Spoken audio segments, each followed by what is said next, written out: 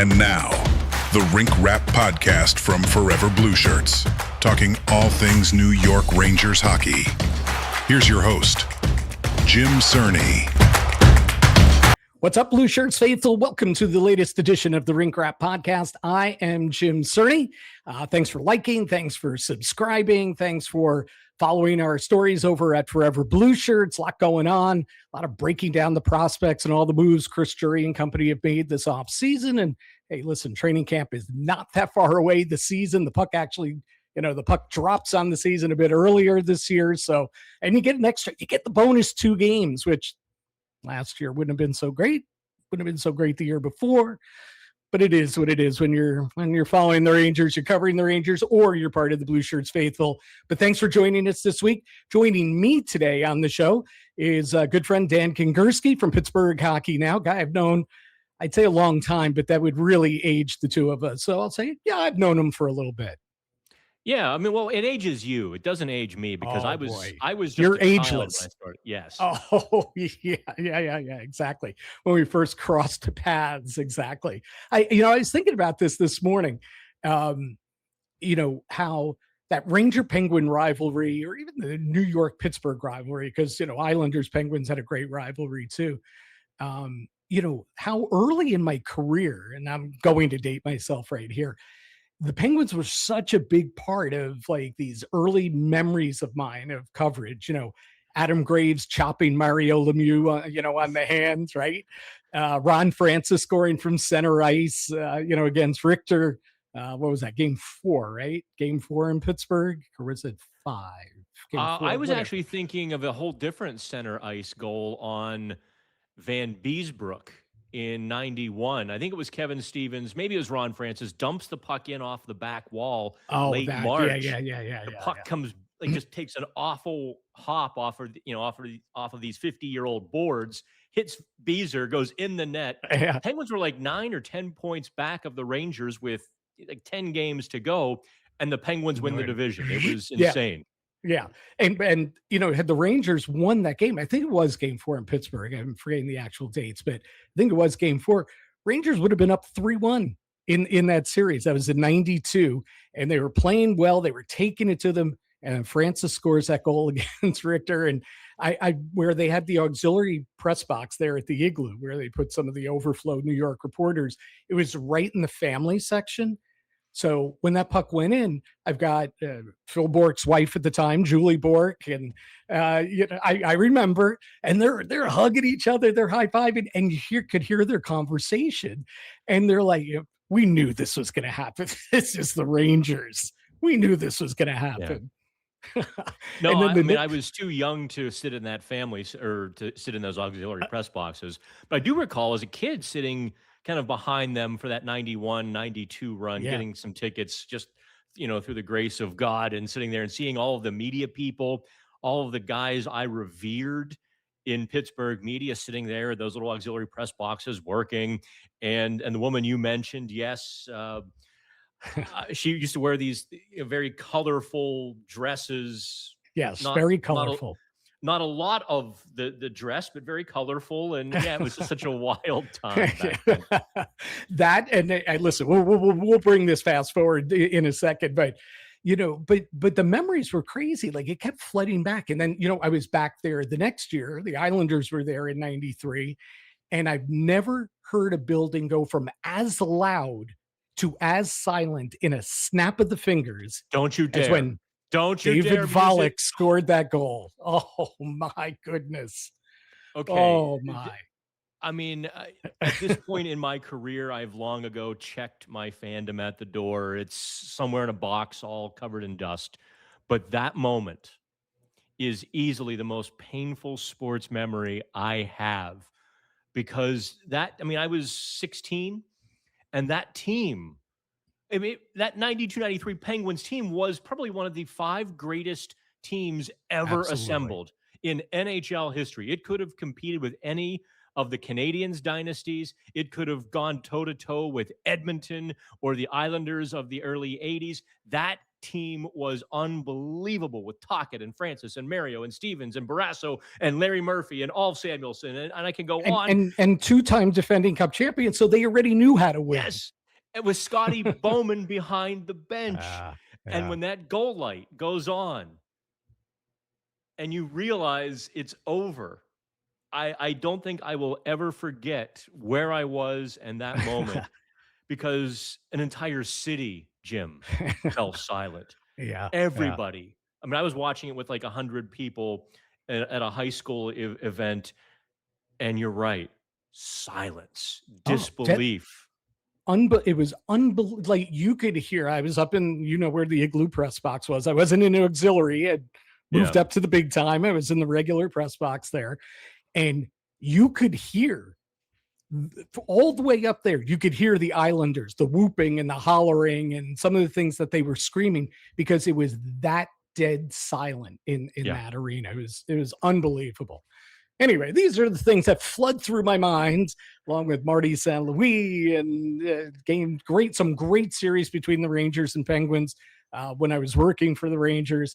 But all that said, we bring it up to present day, and all Ranger fans care about now when it comes to the Pittsburgh Penguins is Marcus Pettersson the answer? Is the second line left shot defenseman of this team? And I know you had the little time in Vancouver. It didn't go so great there, but we know Vancouver sucked last year. Yeah. That said, Marcus Pettersson, you like the deal for the Rangers? You think he's a good fit, especially with the prior relationship with Sully? Well, I'll let you analyze the price they paid for him. I will tell you about the defenseman and the guy. He is the steadiest, most poised defenseman that the Rangers will ever get. He is deceptively quick. He's got a great first pass, Jim. I mean, just buttery soft, puck on his stick, puck forward. There goes the play, and you never noticed him. His ability to almost in a stealth mode, nullify the rush or shut down plays. He's easily a second pair left defenseman. And people don't realize, I mean, he looks skinny, and he kind of is. Yeah, he is. He will drop the gloves with some of the biggest heavyweights in the game to stick up for his teammates. I mean, I kind of joked with him back in his time in Pittsburgh. He had fought Nick Delorier in Philadelphia one night, and he kind of held his own. And his teammates were like, "Man, that was brave." Yeah. So I said to him after the game, "You're allowed to fight guys who are smaller to send the same message." Yeah. He's like, "No, that was the guy who wanted to fight, so that's what I did." He is of the utmost character, just a stand-up and a great guy as well. If Rangers fans expect him to put up 40 points, they're going to be disappointed. Or if they're expecting, to notice him, they'll be disappointed. But if you expect not to notice him and realize how many plays he shut down and all the little things he did to help win, you'll be very happy with him. Yeah, the first thing that I thought when the trade came through, and you said we can analyze, or I can analyze, the price. They gave the conditional 2030 first round pick was the official price. The first thing I thought of when I heard about the trade was, first thing I envisioned, because when I think of Marcus Pettersson, was that long reach. He's a 6'5" guy, as you said. He's almost like a string bean. I mean, obviously he's stronger than that, but he's kind of built that way. But he's so good at nullifying the opponent's rush coming towards the blue line with that quick stick, and then all of a sudden the other team's got to regroup, allows your teammates to come back as well, get your forwards back, something the Rangers haven't been great about in the past few years. But that's the thing to me that stood out. And you kind of touched on it there. It's those subtle little plays that always, to me, stood out with Marcus Pettersson. Yeah, I mean, without question. They list him at 6'5" now, do they? I would say 6'3", 6'3" and a half. He could be. So while you and I are shrinking, he's like gaining height. He's gaining height. Yeah, I can't say enough good things about Marcus. He was one of my go-to guys to talk to because he's also so intelligent. Can talk about the nuts and bolts of the game. And I don't know if this is a lesson to learn or not. But it would have been 2019, 2020, when the Penguins acquired Pettersson. It was a swap of faded prospects. The Penguins sent Daniel Sprong, whom Mike Sullivan had no use for because he had zero defensive game and zero details to his game. They sent Daniel Sprong to Anaheim for their seventh defenseman, who at that time was Marcus Pettersson. Pettersson comes in, he has a good half first year. They acquired him in December or so. Has kind of a slumpy second year with the Penguins. And you're like, okay, I mean, yeah, maybe they overpaid him a little bit because they gave him a 4-year, $4 million contract. Maybe they overpaid a bit. He's a nice third pair, maybe second pair, but then something clicked, let's say 2022, and he really became assertive in his stealth mode. So yeah, that's maybe how I could best describe him. Assertive in stealth mode. Assertive in stealth mode. That's why you're just the writing genius that you are.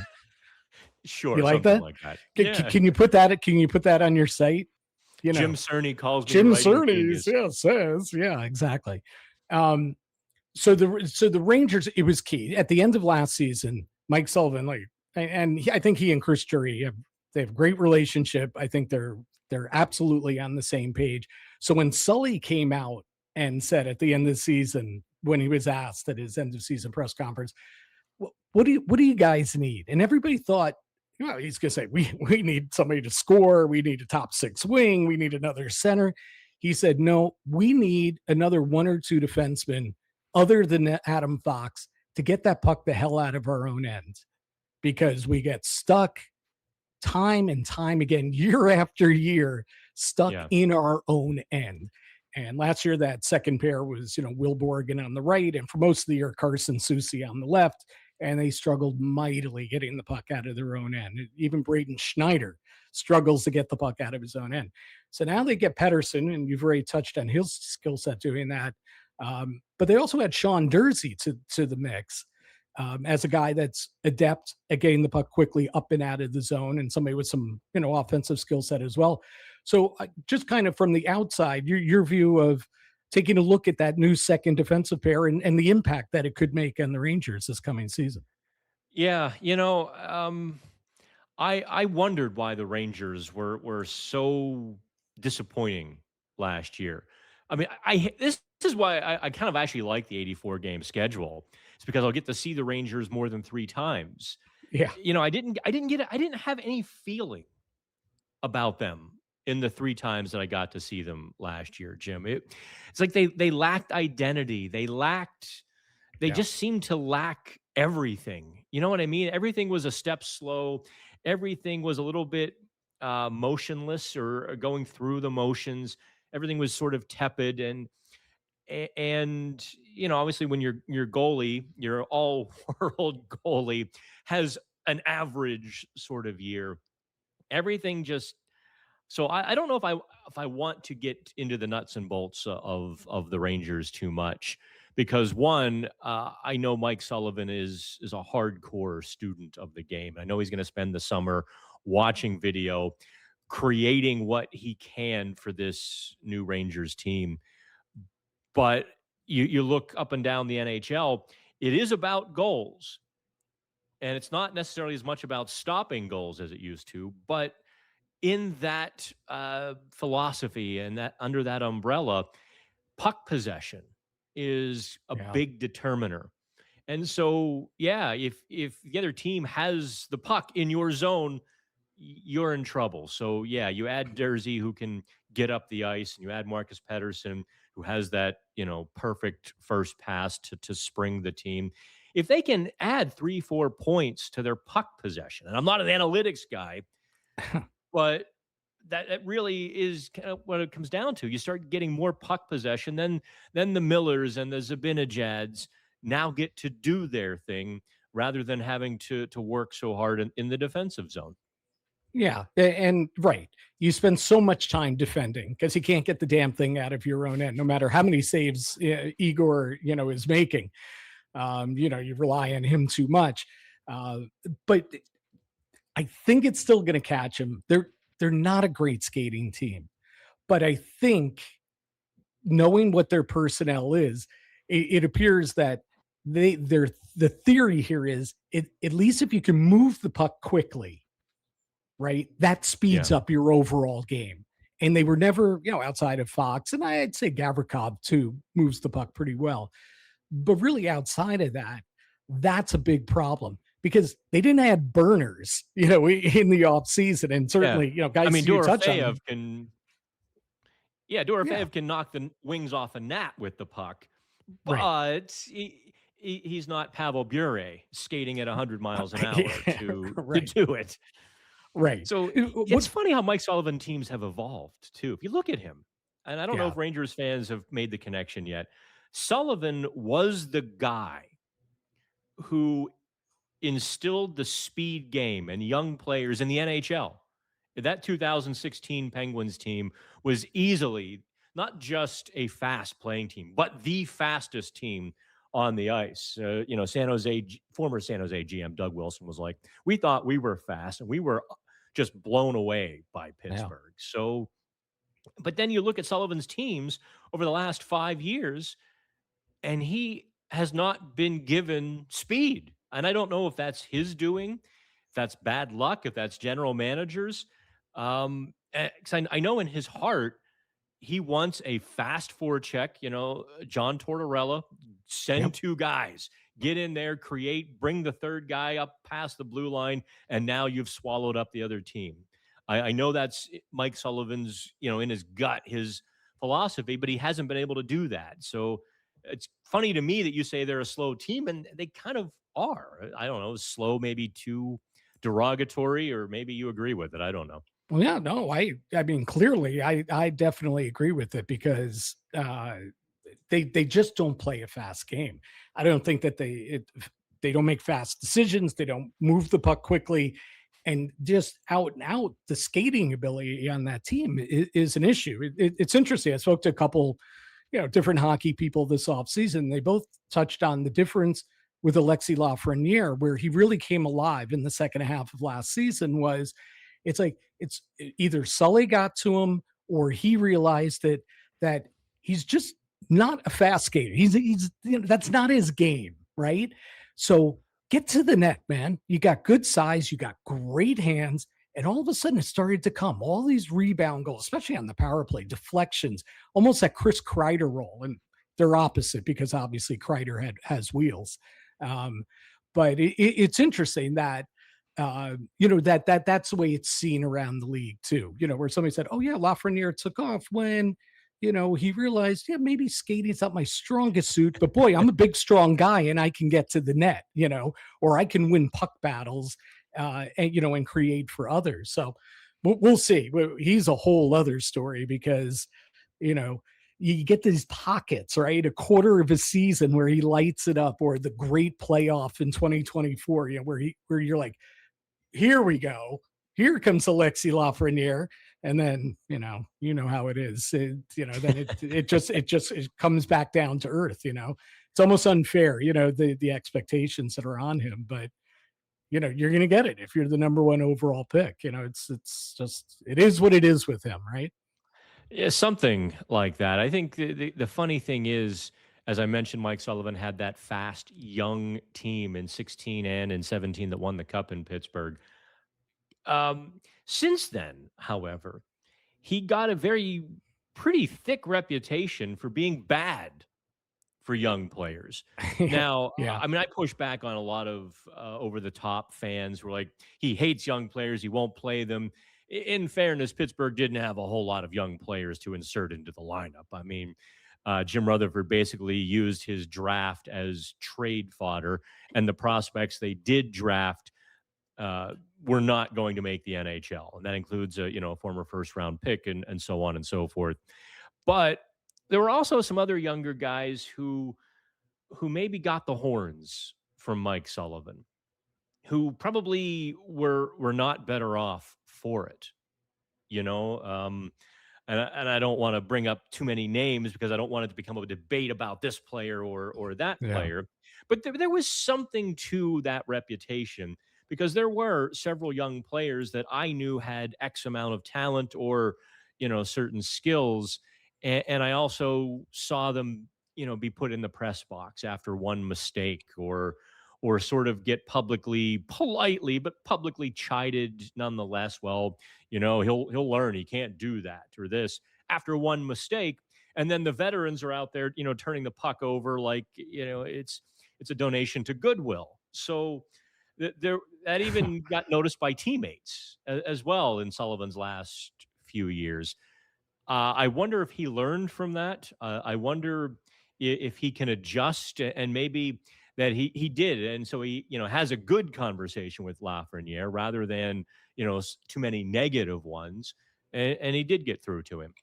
Yeah. The one thing I will say is he certainly has come across as a good communicator. I think the players have said that. He is certainly on point all the way. And listen, he's a pro. You know how he can, he can manipulate the message. He's one of the best at that. But he really stays on point with his messaging. If you start in training camp all the way through, right? You will get sick.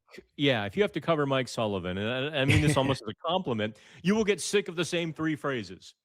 That was the joke. Yeah. Okay, yeah. I'm going to ask this. You're going to ask that. You're going to ask, a combination of this. I'm going to get note card 1. You'll get note card 2, and you'll get note card 4. If you ask it maybe a different way, you'll get note card 5.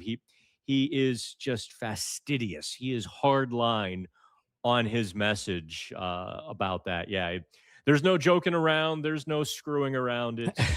This is the message. So Dan Muse steps in as Penguins coach last year. Obviously, he had never been a head coach in the NHL, but he came in, good reputation, well respected as a coach. Yeah. But were you? What was like the difference here? Other than the guy that had been there, for 10 years moves out, you get a fresh voice, a young boy, a new opportunity. What were the biggest differences that might have led to the Penguins reaching the playoffs last year under Dan Muse? Yeah, there was it wasn't just a new message or a fresh voice, Jim. It was this entire new atmosphere that those things brought. It was no longer Mike Sullivan's team and Mike Sullivan's way. Dan Muse, he said he was going to do it. And I was like, yeah, sure. Every head coach says this. They're going to make it a collaborative approach, and they're going to bring people into the discussion and the decisions. He really did. Not that people, used him as a doormat or ran over him or anything, but by feeling included, this team became very tight-knit in Pittsburgh once again, where it certainly wasn't tight-knit in the last couple of years of Mike Sullivan's tenure. It was Mike Sullivan's team. But with Dan Muse, there was just this effervescent atmosphere that Sidney Crosby was happy, and Evgeny Malkin is galloping again for the first time in several years. And Erik Karlsson, maybe that's the biggest change. Yeah. Without taking you too far behind the curtain, yeah, what the heck? Let's do it. There was a morning skate middle of last year, and God help me, Jim, I did 81 games straight last year before I blew off the last game because it was out in St. Louis and Slacker. I know, and I'm like, you know what? They're not going to play anybody, and they really didn't play any of their players. It was just a blow off game for them. But anyway, so I blew off game 82. So I have no idea where I was. I think I was in the East, but it was after a morning skate. And Erik Karlsson is talking really loudly in the hallway so that everybody can hear. And he's talking to a, kind of an old friend, in the industry. And he just kind of yells, yeah, Sully, yeah. That guy, Muser, that's my guy. And wait, no, it wasn't that's my guy. That he's the man. And so Erik Karlsson going from kind of, having friction with the coaching staff. I don't want to overblow it. It wasn't, it wasn't detrimental friction, but clearly Erik Karlsson was not the Erik Karlsson for 2 years with the Penguins. Dan Muse got the Erik Karlsson. out of, for the Penguins by engaging him, by giving him the puck, by designing systems and plays that maximized, Eric Norris Trophy winning Karlsson. And he was unbelievable at times last year. Jim, I gave him I think I put him in 4th, or is it 5th place? I don't recall, on my Norris Trophy ballot after he had 28 points in February. Just in February. No, I'm sorry. That was no, that couldn't have been February. Right. It was January. Sorry. He had 28 points. He would have had a couple really big games in February. Well, there was nobody else on the ice, so yeah. But yeah, he had 28 points in January, and it was just unbelievable. No Penguins defenseman had done that since Paul Coffey, Hall of Famer Paul Coffey, back in 1990, and that's how good Karlsson was. And just the way he used everybody, and it took off. Guys like Anthony Mantha, of all people, who has certainly a checkered reputation. Yep. Puts in 33 goals. Never, come close to that before. It was just all part of that feeling in Pittsburgh. So question then is, and this is just looking into a crystal ball, do you think there is a carryover into the second year? Can that, that vibe, that feeling, having some success last year, getting back into playoffs, can it carry over, especially in a Metro that, I mean, listen, that's not exactly a super tough division in my opinion, right? Well, I think it's gotten a lot better this summer. Yeah, well, and that was going to lead into, I still think 5 Atlantic Division teams make the playoffs again. And I think 3 from the Metro, again, without knowing who gets hurt and, stuff like that.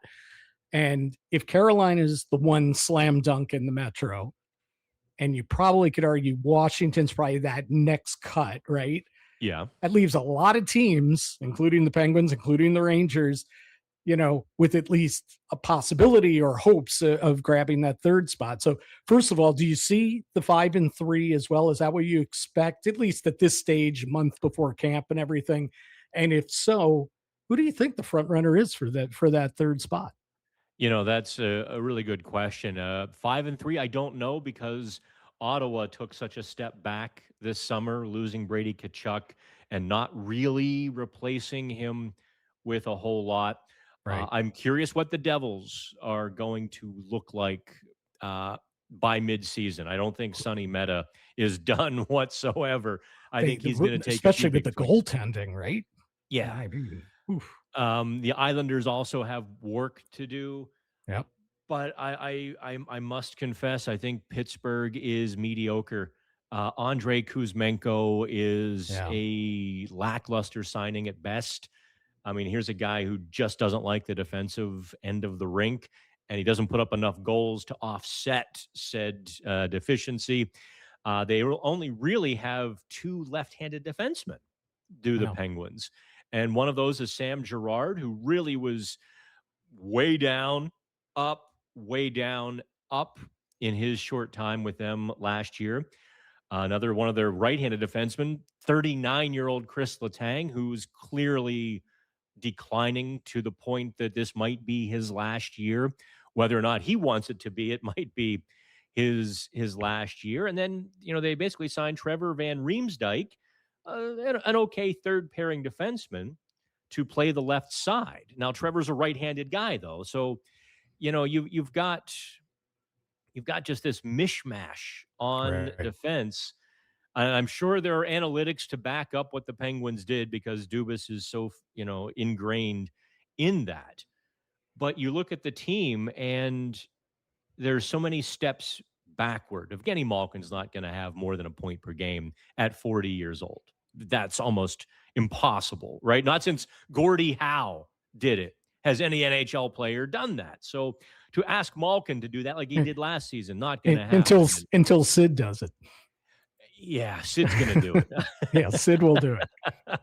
Sid is, that's just almost a given. That is your bedrock constant is Sidney Crosby. But, Mantha to Kuzmenko, the defense goes down. They're going to have a rookie goalie as well. I mean, Artur Shilov's struggled at times last year, but he'll be one goalie. They're bringing up a really hot prospect, Sergei Murashov. But Murashov is all of 22 years old. He's played 5 NHL games. He was okay in those 5, but he's going to take his lumps this season as well. So I was wrong last summer when I said the Penguins were probably 9th or 10th overall, going to have, a high draft pick. And most of us were wrong by saying that. Yep. I'm right back to where I was last summer, though, in saying that the team Dubas has put together is appropriate for rebuilding, not appropriate for a playoff spot. All right. Fair enough. So I see Carolina, and this is, again, a month before training camp. Nobody's been hurt yet. There's still going to be more moves, whatever. Carolina for sure. Washington clearly, I think, is a head and shoulder. Jordan, if not head and shoulders, they're much better than that next wave that I think begins with the Flyers. Yes. I think the Flyers are probably the 3rd best team in the division. I mean, Porter Martone, if Dan Vladar can maintain that level, yep. The Flyers are a very solid team with a good coach. Yeah. Right. And then I put Pittsburgh, Rangers, Devils, kind of, if things break one way or the other for any one of those 3 teams, they could definitely be in the mix, I think. Because I don't think the Flyers will absolutely pull away, but I still think it's going to be 5 and 3. You mentioned Ottawa, probably coming back to the pack for sure. But you got Florida. You forgot Florida didn't make the playoffs last year. By the way, Toronto, and Toronto. That's exactly right. So Ottawa, wait a minute, Jim. Come out of it. Jim, how did you say Toronto? Toronto. Come on, man. You've been in hockey how many years? There's no second T in Toronto. Oh, yeah. Toronto. Yeah. Toronto. Yeah, Toronto. That's true. That's true. My very first radio show up in Toronto, the program director, literally, I'm 3 minutes into the show. I see the hotline flash. I'm like, oh, I made a mistake already. This is when I was with Sportsnet. And he's like, Dan, there's no second T in Toronto. It's Toronto. You sound like an American. Okay. Yeah, right. Don't want to do that. Don't want to sound like an American. Yes. Exactly. Yeah. All right. You were saying about Toronto. Toronto and Florida. I mean, listen, so now you're talking about, 6-7 teams, fighting for that spot. Right. The only teams, the teams that I see Detroit falling back this year. What a mess there right now. I see Columbus, I think, taking a step back as well. I think the Islanders are going to fall back.